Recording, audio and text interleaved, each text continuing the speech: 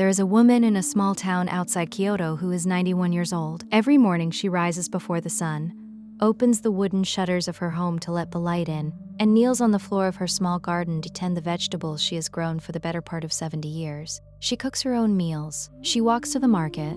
She threads her own needles, writes letters by hand, and remembers the birthday of every one of her grandchildren and great-grandchildren without ever writing them down. Her back is straight. Her mind is sharp. Her laugh is quick, and if you asked her the secret to a long, good life, she would probably look at you with mild confusion because, to her, there is no secret. There is only the way she has always lived. Japan is home to more people over the age of 100 per capita than almost anywhere on Earth.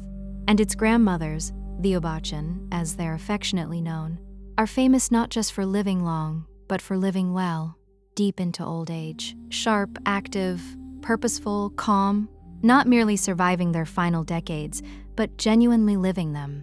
And somewhere else in the world right now, someone far younger, someone in their 40s, their 30s, even their 20s, is already exhausted, already stressed to the edge, already feeling their body break down, already anxious and scattered and worn thin by a life that seems to demand everything and give little back. They eat well, or try to. They exercise, or mean to. They've done what they were told, and still, something feels off. Still, they can't shake the sense that they're aging faster than they should, in every way that matters. Here's what almost nobody realizes. The gap between these two people has very little to do with genetics, or luck, or some special Japanese secret hidden away in a temple somewhere. It comes down to a handful of small, quiet habits. Habits that Japanese grandmothers have practiced their entire lives, so naturally that they don't even think of them as habits, and that most of the rest of us have simply never been taught. Habits that shape not just how long you live, but how well. Your health, your mind, your peace, and the entire texture of your days. Today, we're going to walk through 9 of these habits. 9 things Japanese grandmothers do, quietly and consistently, that most people don't. Some of them will surprise you. A few of them cost nothing and take almost no time. And I promise you by the end of this video, you'll understand not just what these habits are, but why they work on a level most advice never touches, and which one you can begin practicing tonight. And if this way of living speaks to you, the calm, the simplicity, the quiet beauty of an imperfect life, I've put the heart of it into a little book called Wabi Sabi, Finding Peace in an Imperfect Life. It's linked below if you'd like to keep this feeling close. Now, back to the grandmothers. Stay with me all the way to number 6, because number 6 is the one researchers who study the world's longest living people keep coming back to. And it has nothing to do with food, or exercise, or anything you'd expect. But it only makes full sense once you understand the 5 habits that lead up to it. So let's build to it properly, starting with the very first thing a Japanese grandmother does, often before she's even finished her morning tea. The idea, underneath all 9, before we get to the habits, there's one thing you need to understand, because it's the thread running through every single one of them. In much of the modern world, we chase health and longevity through intervention. The new diet, the intense workout program, the supplement, the cleanse, the dramatic overhaul we launch on a Monday and abandon by the following week. We treat well-being as something you attack in big, effortful bursts, and then wonder why it never seems to stick, why we always end up back where we started, tired and a little defeated. Japanese grandmothers embody the opposite approach entirely, and it's the reason their habits actually last a lifetime. They don't intervene dramatically. They live quietly and consistently, in a way that supports health and peace as a natural byproduct, not as a goal to be chased, but as a result of how the ordinary day is structured. Their habits are small. They're woven into daily life so seamlessly that they require no willpower, no motivation, no grand resolution. And because they're small and sustainable, they compound over years, over decades, into something extraordinary. A long life, a sharp mind, a calm heart. This is the real lesson, hiding underneath all 9 habits. A good, long life isn't built through occasional heroic effort. It's built through small, gentle habits repeated over an entire lifetime. Keep that in mind as we go. Let's begin. Number 1. They wake early and greet the morning light. A Japanese grandmother's day almost always begins early, and it begins with light. She rises with or before the sun, opens the shutters and windows, and lets natural morning light fill her home. Often she'll step outside, into the garden, onto the step, down to the market, within the first hour of waking. This isn't a productivity hack or a discipline she forces herself into. It's simply how a day begins. Here's why this small habit matters more than almost anyone realizes. Morning light hitting your eyes is the single most powerful signal your body has for setting its internal clock, the circadian rhythm that governs your sleep, your energy, your hormones, and your mood across the entire day. When you get natural light early, that clock stays properly aligned. Your body knows when to be alert and when to wind down. You sleep more deeply at night, which is when your body does its most important repair and restoration. And deep, consistent sleep is one of the strongest predictors of long-term health there is. Contrast that with how many of us live now, waking to a phone screen, staying indoors under artificial light, our internal clocks perpetually confused and drifting. The result is poor sleep, low energy, and a body that never quite gets the signals it needs. A Japanese grandmother, without ever thinking about circadian science, gets it exactly right simply by opening the shutters and stepping into the morning. It's a tiny act with a lifetime of compounding benefit. The shift: greet the morning light early, and your body's entire clock, sleep, energy, mood, falls into place. That's number one. Number two, they eat until they're 80% full. There's a phrase that has been spoken quietly before meals in Japan, especially in Okinawa, for generations: hara hachibu. It means eat until you are 80% full, not stuffed, not until you physically can't continue. Just 80%, and then stop. A Japanese grandmother doesn't eat until she's uncomfortable. She eats slowly, deliberately, savoring her food, and she stops while there's still a little room left. This one small practice may be among the most powerful longevity habits in the world, and the science behind it is remarkably clear. Here's the mechanism. There's a delay, roughly 20 minutes, between when your stomach is actually full and when your brain receives the signal that it's full. If you eat quickly and eat until you feel completely full, you've almost certainly overeaten, because your brain hasn't caught up yet. But by eating slowly and stopping at around 80%, you give that signal time to arrive, and you discover that 80% was, in fact, exactly enough. Over a lifetime, this prevents the chronic overeating that drives weight gain, strains the body, and contributes to so many of the diseases that shorten lives. Researchers studying Okinawa's extraordinary number of healthy 100-year-olds have pointed to hara hachibu again and again as a key factor. Eating slightly less consistently over decades keeps the body lighter, digestion easier, and health stronger. And notice how gentle this is. It's not a diet, it's not restriction or deprivation or counting anything. It's simply a pause, and the discipline of stopping a little early. A grandmother who has done this her whole life isn't fighting her food. She's in a calm, respectful relationship with it. The shift: stop eating at 80% full, and you spare your body a lifetime of the strain that overeating causes. That's number two. Number three, they keep moving all day, gently. Ask a Japanese grandmother about her exercise routine, and she might not understand the question. She doesn't work out.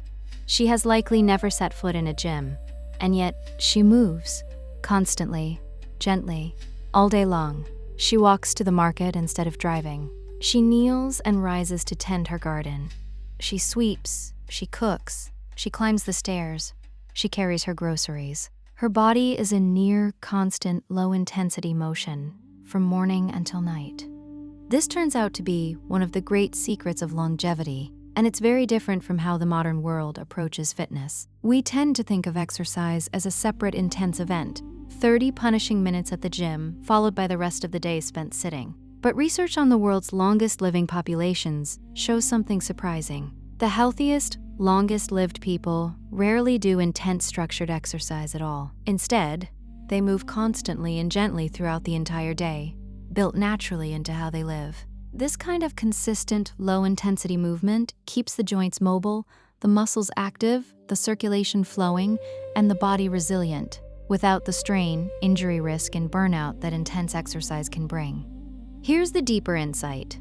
A single hard workout followed by 10 hours of sitting is far worse for your body than gentle movements spread across the whole day. The human body was built to move often and lightly, not to alternate between extreme exertion and total stillness. A Japanese grandmother, simply by living an active daily life, walking, gardening, doing her own chores, gets exactly the kind of movement that keeps a body strong and mobile into its 90s, and she gets it without ever calling it exercise. The shift, gentle movement all day long beats intense exercise followed by sitting. The body wants to move often, not hard. That's number 3. Number 4, they stay deeply connected to their community. A Japanese grandmother is rarely isolated. She's woven into a web of relationships, family, neighbors, old friends, community groups.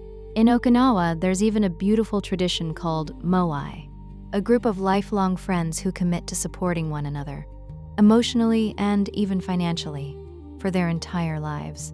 She sees people. She talks, she shares meals, she's known and needed and checked on. Connection is simply part of the fabric of her days.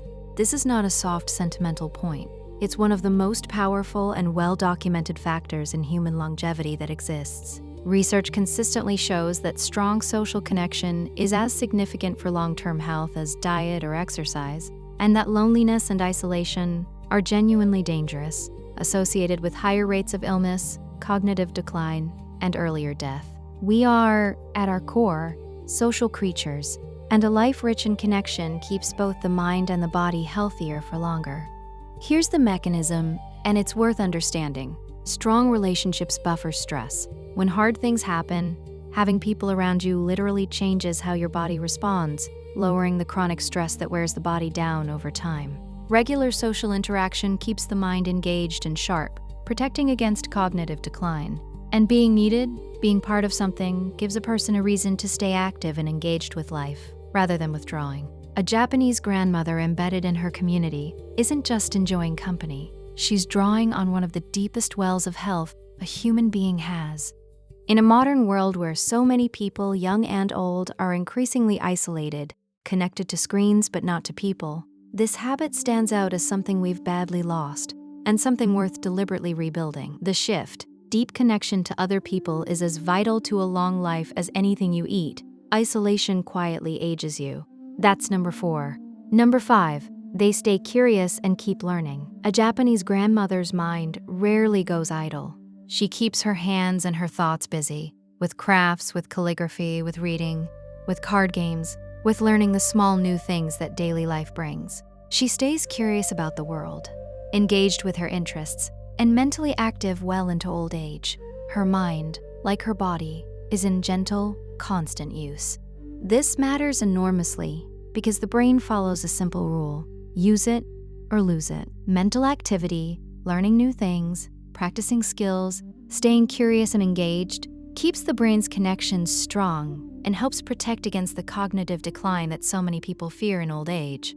A mind that stays active stays sharp. A mind left idle, unstimulated, running on autopilot tends to fade faster. Here's the deeper point. It's not about doing crossword puzzles as a chore to prevent dementia. It's about genuinely staying interested in life, keeping a sense of curiosity, of engagement, of wanting to learn and do and make. A grandmother practicing calligraphy isn't trying to protect her brain.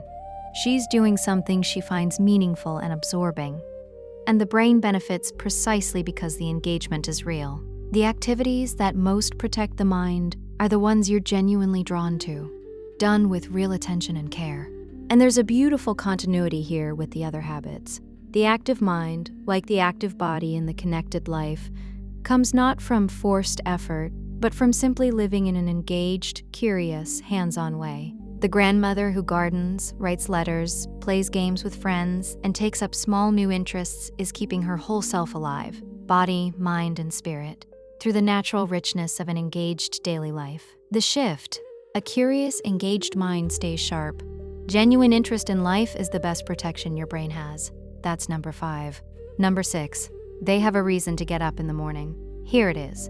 Number 6, the one researchers who study the world's longest living people keep returning to, and it has nothing to do with food or exercise or anything you'd expect.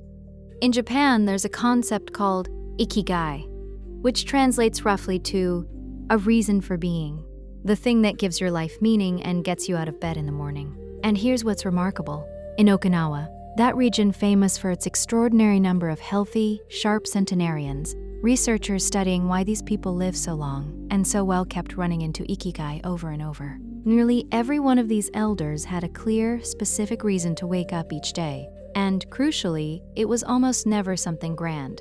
It wasn't a mission to change the world. It was a garden that needed tending, grandchildren to care for, a craft to practice, a friend to visit, a small daily role in the community, a purpose that belonged to them and them alone. Their lives weren't about merely existing, filling time until the end. They were oriented around something. They were pointed somewhere, every single day.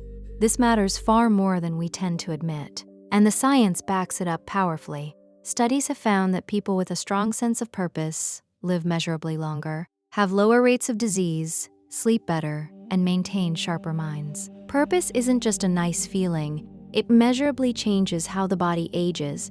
A person with a reason to get up moves through the world differently. They stay active because they have something to be active for. They stay connected because their purpose involves other people. They keep their minds engaged because their reason for being demands it. Ikigai, in a sense, is the habit that powers all the others, the deep well of meaning that keeps a person walking to the market, tending the garden, learning the craft, showing up for the people who need them. Here's the part that matters for you. This is perhaps the single most important thing a Japanese grandmother has that most people in the modern world have lost. So many of us drift through our days without a clear reason to rise, going through the motions, waiting for something, filling time. And that lack of purpose doesn't just make life feel emptier, it genuinely accelerates decline. Finding your own ikigai, even a small one, may be the most powerful longevity habit of all. The shift, a genuine reason to get up in the morning, is the deep engine of a long, well-lived life, and its absence quietly wears you down. That's number 6. Number 7.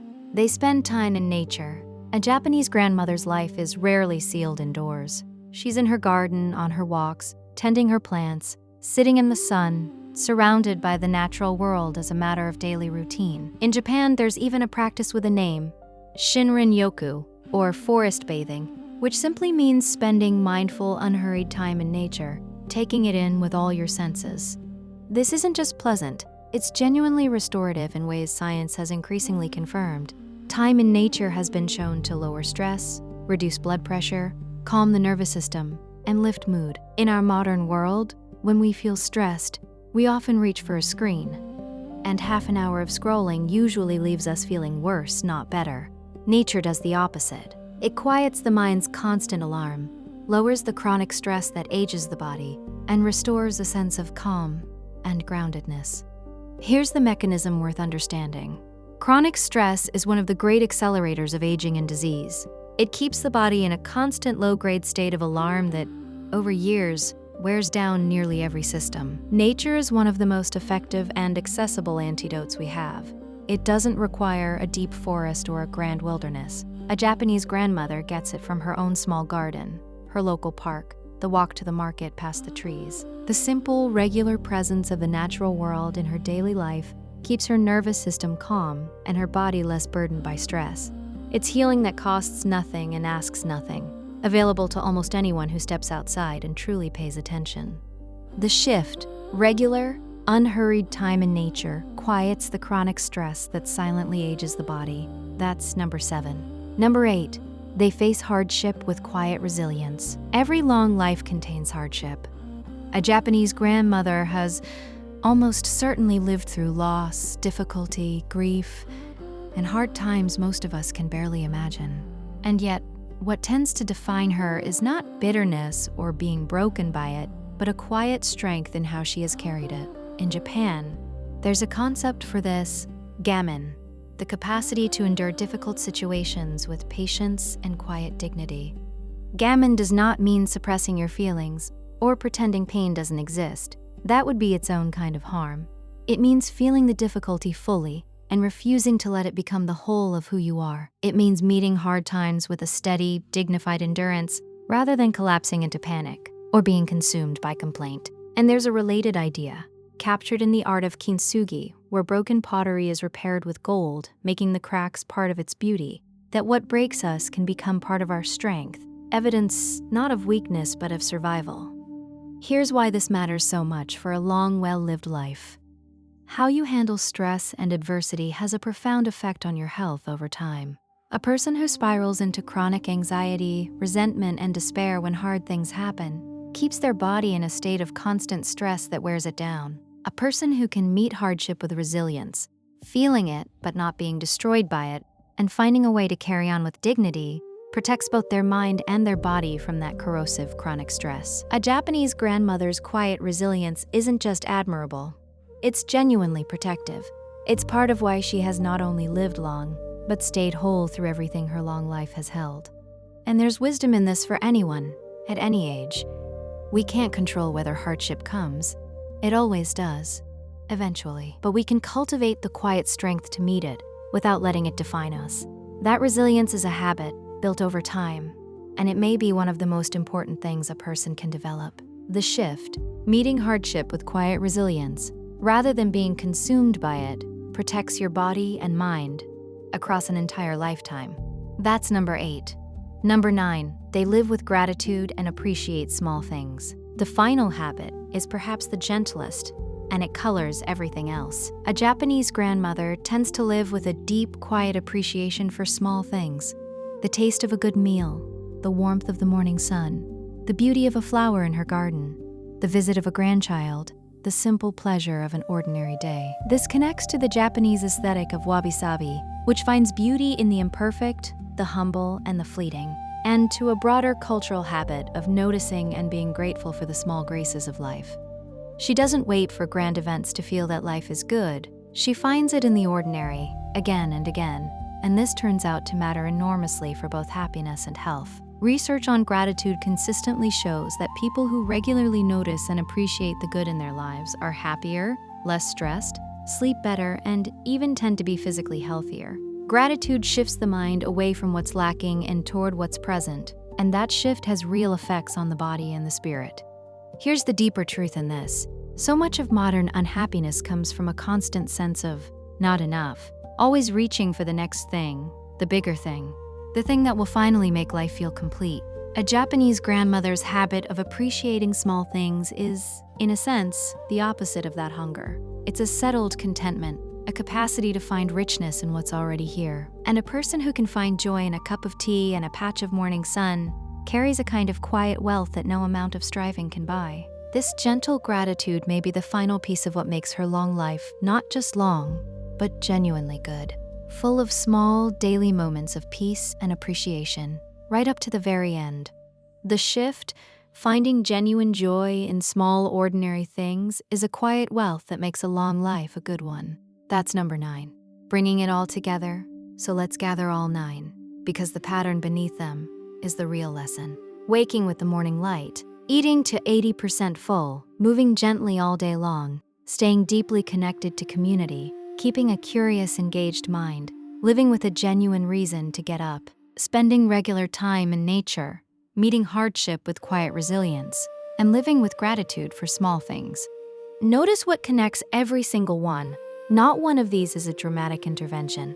Not one is an intense program, an expensive product, or a heroic effort you have to force yourself through. Every single one is small, gentle, and woven naturally into the fabric of an ordinary day. And that's precisely the secret. A Japanese grandmother didn't build her long, sharp, peaceful life through occasional bursts of extreme effort. She built it through tiny habits, practiced so consistently over so many years that they simply became who she is. The morning light, the 80%, the daily walk, the community, the garden, the gratitude. None of it looks impressive on any single day, but repeated across a lifetime, it compounds into something the modern world, with all its interventions and shortcuts, keeps failing to achieve. A life that is not just long, but genuinely well-lived to the very end. And here's what matters most for you. You don't have to adopt all 9 of these tonight, and you certainly don't have to be old to begin. In fact, the earlier you start, the more the compounding works in your favor. But don't try to overhaul everything at once. That's the modern intervention trap, and it collapses within a week. Instead, choose one, just one, the one that struck you most as you were listening. Maybe it's stepping into the morning light. Maybe it's finding your reason to get up. Maybe it's simply pausing to appreciate the small good things in your day. Pick that one and practice it gently until it becomes part of you. Then add another. Slowly, these small habits stack into the kind of life a Japanese grandmother has quietly lived all along. Because a long, good life was never about the dramatic gesture. It was about the small, steady, loving way you choose to live each ordinary day. Now I want to hear from you. Out of these 9 habits, which one do you most want to bring into your own life? Tell me the number 1 through 9 down in the comments. And if this moved you or made you think of someone, a grandmother, a parent, someone you love, share it with them. It might be exactly what they needed to hear today. I'll see you in the next one.